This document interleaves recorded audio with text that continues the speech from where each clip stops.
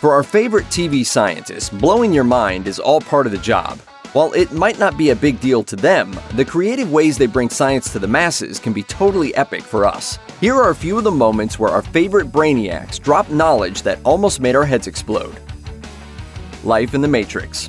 Between his role as the host of Cosmos, showing up on The Simpsons and other shows, and a Twitter account dedicated to explaining why your favorite movies aren't scientifically accurate, Neil deGrasse Tyson is probably pop culture's favorite scientist. In 2016, however, he rocked our world by announcing that we might just be living in one of our favorite movies. Unfortunately, that movie is The Matrix. During the Isaac Asimov Memorial Debate, Tyson argued that the likelihood that we're living in a computer simulation is very real and very high. As he said, as long as we accept this as a possibility, then at some point in the years to come, we'll discover that some highly intelligent species out there has already simulated a universe, which means we might just be a part of it. I'm saying the day we learn that it is true, I will be the only one in the room saying, I'm not surprised.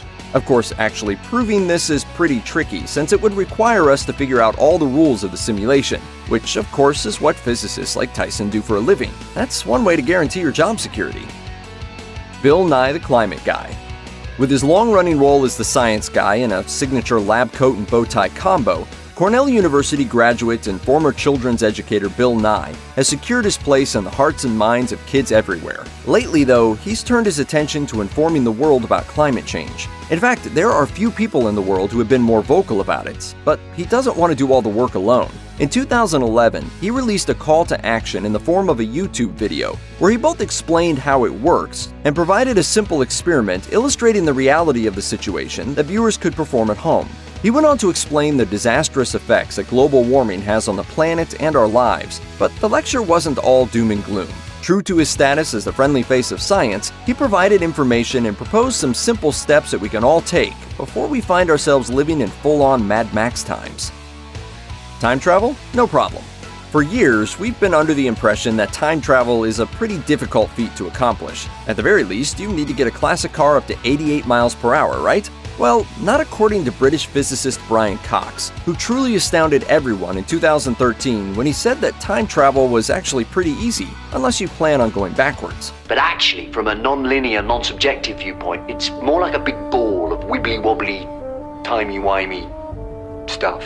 During the talk that marked the 50th anniversary of Doctor Who, he said that it's actually very possible to build a time machine and move forward into the future. You just need to be able to reach the speed of light and let relativity take care of the rest. The faster you go, the slower time passes for you, meaning you could return 10,000 years after you started. If you wanted to get back to the past and catch up on everything you missed during those 100 centuries though, Cox says you're gonna need a wormhole, and it seems those are a little harder to find than spaceships that can approach the speed of light.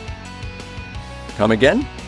We've all experienced déjà vu, the feeling that we've been in the same situation before. Usually, we write this off as a trick of the memory, but according to physicist Michio Kaku, we shouldn't. His theory is that déjà vu is actually a quick glimpse into an infinite multiverse, just like the kind you find in comic books, but without the superpowers. Probably. In an explanation that seems lifted from the classic Flash of Two Worlds, Kaku says that each of these parallel universes vibrates at a different frequency. For whatever reason, the vibrating atoms making up our bodies will occasionally sync up with these other universes, eliciting glimpses of these other worlds, which we interpret as the feeling we've done all this before.